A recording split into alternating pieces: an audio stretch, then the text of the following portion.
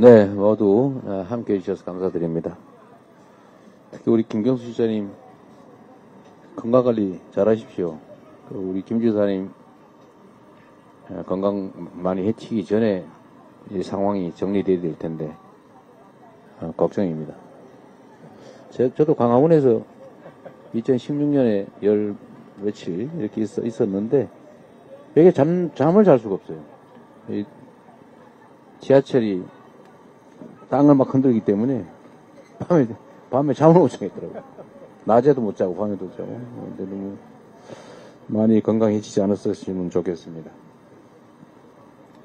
네, 뭐 다 말씀하셨습니다만 이 나라가 누란의 위기에 처할 때마다 우리 국민들께서 또 백성들이 나서서 구했습니다.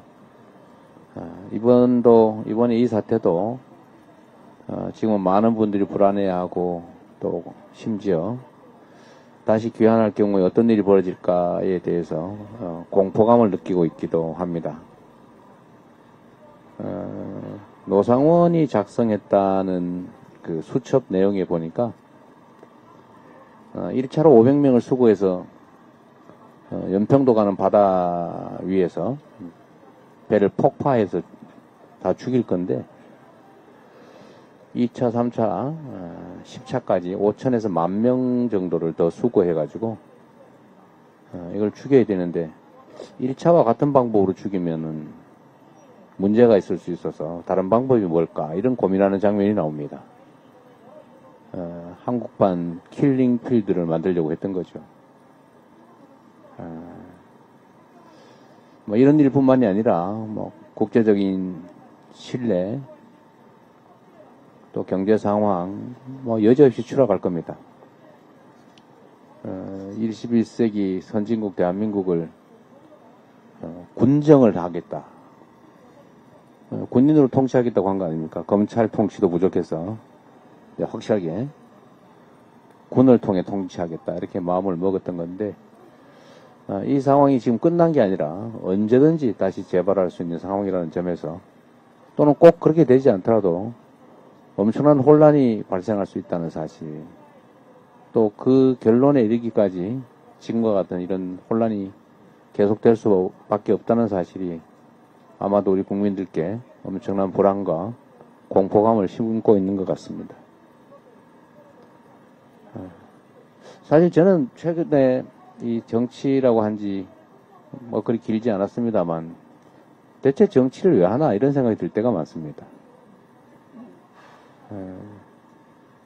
공동체의 최소한의 기본적인 질서를 유지해야 되지 않습니까? 공동체의 안전을 보장해야 되고 그 속에서 우리 국민들께서 더 나은 삶을 살 수 있도록 만드는 것이 바로 정치이고 그 정치를 하라고 국민들이 가진 권력을 선출직 또는 임명직 공직자들한테 맡긴 것이 바로 민주공화국의 기본적 원리일 겁니다. 그런데 국민들에게 위임받은 잠시 맡겨진 권력을 가지고 영구적 권력 행사를 꿈꾸면서 국민들을 향해서 국민이 맡긴 총구를 들이댔다고 하는 게 믿겨지지가 않습니다. 어떤 특정 소수가 그런 황당무계한 꿈을 꾸는 정신 나간 행태를 보였다고 쳐도 수십, 수백, 수천, 수만 명이 모여있다는 정치 집단 국민의힘이라고 하는 정치 세력이 대체 대한민국 기본적 헌정 질서를 파괴하는 이런 중대범죄 대통령조차도 굴소추 특권에서 제외되는 이런 내란 군사 반란죄를 범한 이런 행위에 대해서 책임을 느끼기는커녕 이를 비호한다는 게 도대체 이해가 되십니까? 대한민국은 민주공화국이라고 되어 있지 않습니까? 국민이 주인인 나라이고 모두를 위한 나라이지 특정 계층을 위한 특정 계급을 위한 나라가 아니라는 것입니다. 그런데 이 민주공화국에 우리 국민들의 주권을 정치적으로 대신 행사하는 정치 집단이 이 헌정 질서를 통째로 파괴하고 국민들을 집단 살상하겠다고 했던 그 행위를 옹호하고 있습니다. 그에 대해서 책임을 묻자고 하는 것에 대해서 합법적 절차를 비난합니다. 그리고 그 합법적 권한을 행사하는 국민의 대리인들을 겁박합니다. 그러고도 이 나라의 국민의 정치적 의사를 대변하는 정치 조직이라 할 수 있겠습니까? 저는 이게 더 걱정입니다. 지금 당장 탄핵을 하든지 안 하든지 또는 언제 하든지 이것은 헌법재판소가 적절하게 잘 할 거라고 저는 믿습니다. 국민적 상식에 역사적 소임에 어긋나는 그런 결정을 어떻게 하겠습니까? 일부 국민의힘에서 기대하는 것처럼 탄핵이 기각된다. 그래서 대통령이 다시 직무에 복귀한다. 어떤 일이 벌어지겠습니까?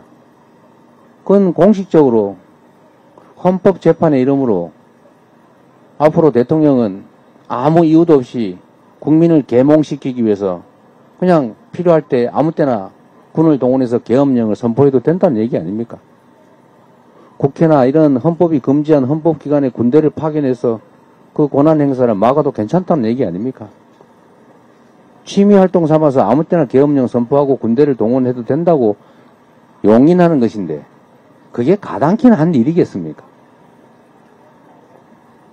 물론 사람이 하는 일이라서 무슨 일이 벌어질지는 아무도 모르겠지요.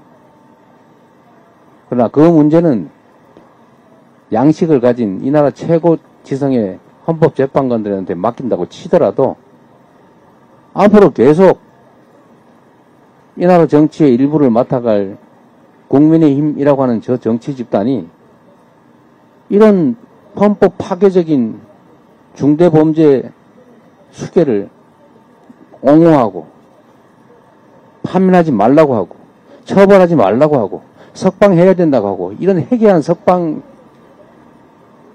행위에 대해서 이 잘못을 지적하기는커녕 두둔하는 이런 데를 앞으로도 계속할 것 아닙니까?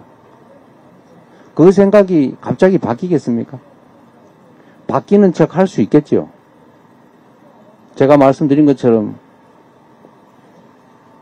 조만간 나 관계없다, 우리 모른다, 우리 반성했다 그러면서 싹 돌아서는 척 하겠지만 과연 그게 진심이겠습니까? 정치를 맡고 있는 정치인의 한 사람으로서 저희도 책임감을 느낍니다. 어떻게 우리는 아무 잘못이 없이 그들만의 잘못이라고 할 수 있겠습니까?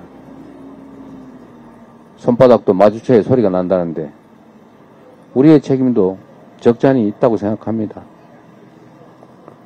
능수능란하지 못하고 완벽하지 못하고 뭐 능력이 부족한 그런 부분도 있겠지요.